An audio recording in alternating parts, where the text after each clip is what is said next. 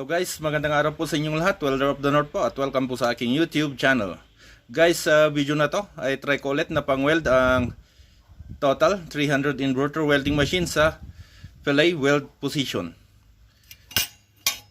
So, baling gawin ko guys is full weld at spot weld. So, tulad ng dati guys, naka-adjust na po yung inverter welding machine sa pang 2.5 mm na electrode. Kasi guys, gagamit ako ng 2.5 mm 60-13 na electrode.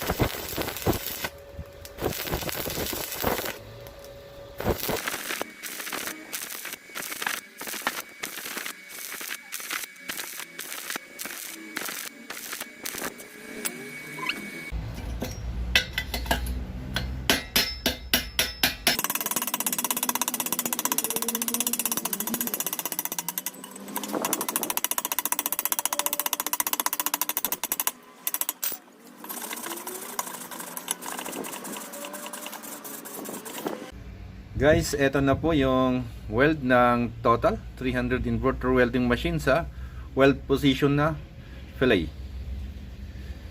So guys, eto po yung full weld. Pasensya na guys kasi pumalya ako. Dito po ako pumalya. At guys, eto naman yung weld ng inverter welding machine sa spot weld.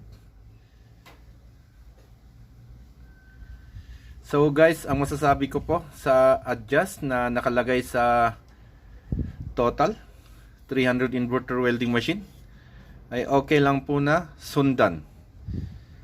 At least guys, hindi na kayo mahihirapan upang hanapin ang adjust ng isang Total 300 inverter welding machine dahil may nakalagay na. So, I think guys, hanggang dito na lang ang video na to. Maraming salamat po sa panonood. Bye guys!